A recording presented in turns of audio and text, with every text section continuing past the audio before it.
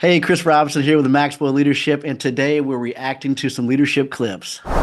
And I just want to say one thing to the fans and everybody in Gator Nation. I'm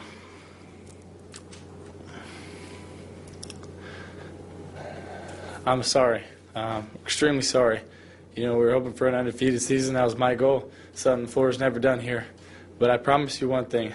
A lot of good will come out of this.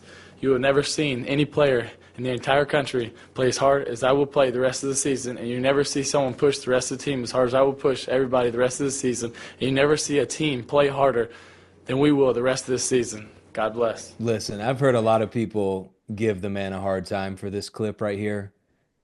One thing's for sure, Tim Tebow is real, genuine, authentic. It's not hard to follow somebody who is real, wearing their emotions on their sleeve, taking responsibility for stuff that didn't go right. People don't want perfect leaders, they want authentic leaders. And that's what we see right here. The emotion, I love the emotion, I love the passion. That this is somebody that's easy to follow.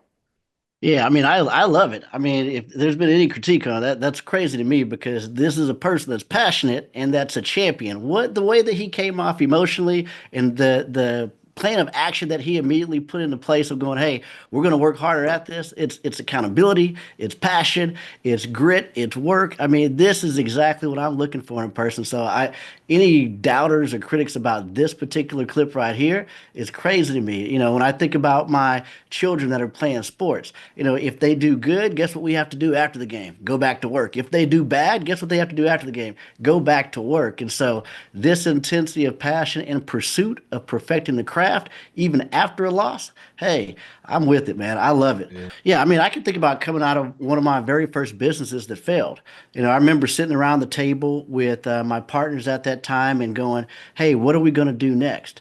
You know, well, one person went off and did something else. The other person went off to do something else. And then I said, hey, I said something crazy. I said, you know, I'm going to go out and try this coach and speaking thing. They all kind of looked at me and said, well, I don't know about that, but we're going to go do this.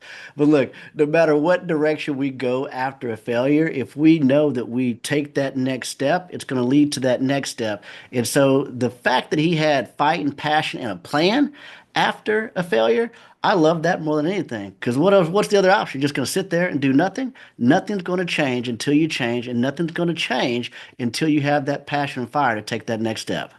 Yeah, I love getting a window into young Tebow here. And, you know, he hadn't been through much yet. Some people may say, like, well, he hasn't really tasted what it's like. Maybe this is the first time to actually lose.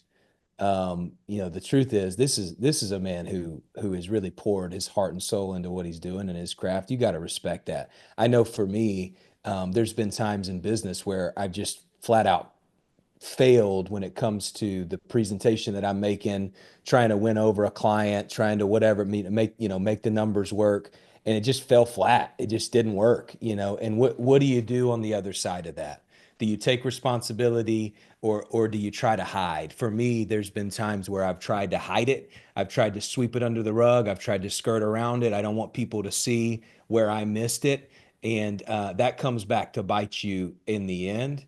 The best thing to do is to own it from the start, own it quickly, make a plan to move forward, and people can follow that. Yeah, you know, I mean, the opposite side of the spectrum could have happened here, and he could have blamed and pointed everybody else. And you know what I'm telling my kids right now, and what I'm really trying to ingrain in their head is that do not be mad at the results that you get off the work you didn't do.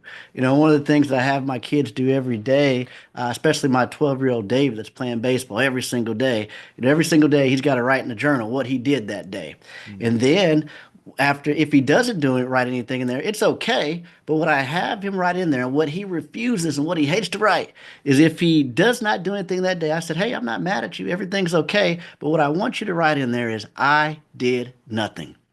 Now, I mean, this freaks this kid out. He will run out the house immediately, go hit a ball, go do something. But the sheer fact that he has to come face to face with the results and his work, it drives him crazy. And so when athletes, don't take responsibility and they point blame, what they're doing is that they're really closing the door to the future because you have to take that responsibility and you have to open up the door to the work that's going to become. It's a team sport in most of these sports. And hey, things are going to bounce your way sometimes. Things are not going to bounce that way sometimes. But all we can do after that is the next best thing that we know how to do. Yeah, I love that. Don't close the door on the future. That's such a great thought. And when you look at this in reality, here's Tebow, team captain, walking through a season where they end in failure, but then he turns it around the next year. The whole team, they go undefeated. They win the national championship. This is a testament to what it looks like when you take ownership, take responsibility, and lead with that authenticity and keep the door open to the future.